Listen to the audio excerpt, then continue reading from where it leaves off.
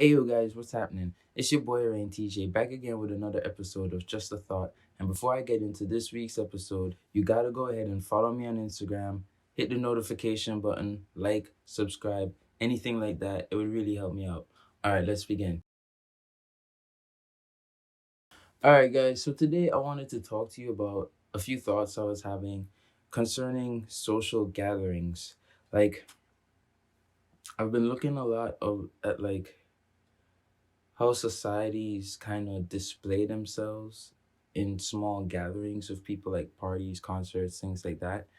um not things like, not differences as far or as serious as how most societies mourn death and some celebrate death, but more like gatherings at homes, like house parties versus limes in Trinidad, or real party. Well, not real party, but exactly that. See, the difference in how cultures do different gatherings can have you look at other gatherings or other things of such nature from other societies as different. Like, to begin, I look at let's say the Italian culture or any culture with curfews, or if you even look smaller at suburbs, gated communities. If you look at the people there and how peaceful or tranquil they seem to be, they always seem to end up having some like quiet hour curfew at night, or 9, 10, when everything shuts down. But then when you look at the culture of maybe the city, or places like Las Vegas or whatever, like Philadelphia, or smaller nations where the people seem to be in a less tranquil state. They don't seem to sleep much, or there isn't really much of a quiet hour curfew and things like that. So I was wondering if I was the only one to notice that, if there was any true correlation between that, like quiet hours and your stress level as a society versus, you know, well, not versus, but yeah. And I was also thinking about things like house parties in America versus parties that I remember in Trinidad. See, I don't go to house parties here because to me, they're not real parties, which is why I stopped myself in the beginning. But this is a perfect example of that, because in Trinidad, I've gone to parties with thousands of people, um, hosted and been involved in and gotten to parties for free with hundreds, thousands of people. And parties in Trinidad are like well curated, because Trinidad is like a party society. They kind of always hustle and bustling, and like for them, uh, or there, let's say November time is pre-mass time, Carnival, which is in March time, February, March time. So from all then, you're having these huge parties at venues that are rented out that can hold hundreds of people. You get speakers, like really loud ones. You get not them speakers you could walk with in your hand, like not those, but really like the really big ones, trucks and stuff.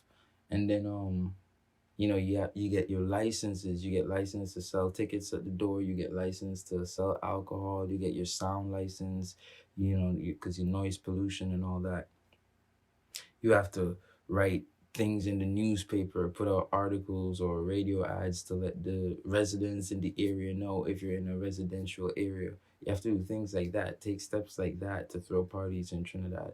If it's something that's someone's house, we just liming. It's just a little lime, and it's that.